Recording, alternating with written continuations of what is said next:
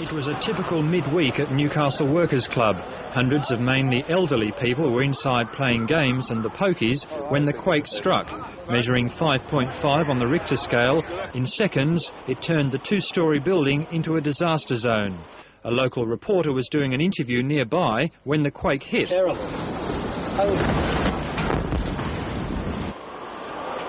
The tremor brought the club's second and first floor crashing down onto the ground floor, which partly collapsed into the basement. The room shook violently, and the balcony started to collapse. And I ran, and as it collapsed, it got me by the legs and the chest, and I was just. And then at that point, it stopped, and I was lucky enough to have the strength to get myself out.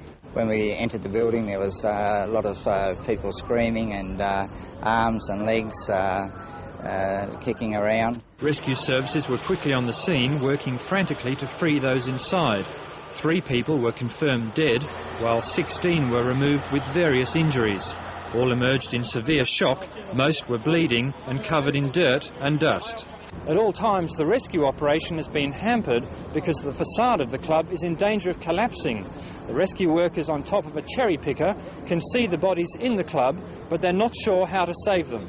A 300-ton wall had also collapsed inside. It was in danger of caving in on rescuers and those still trapped.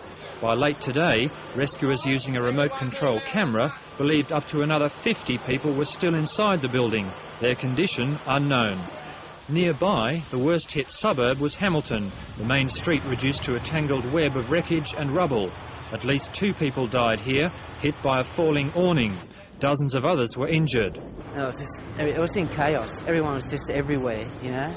The local hotel had its facade sheared off, while many cars parked in Beaumont Street were swamped in rubble.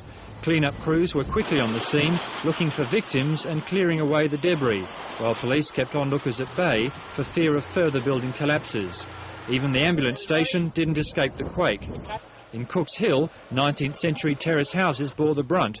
For many residents, it was a case of sheer disbelief. What happened exactly at the time? The bricks just fell down on top of me, all down my back, and the whole thing collapsed. I was on the stairs. Did you know what was happening? I assumed it was an explosion.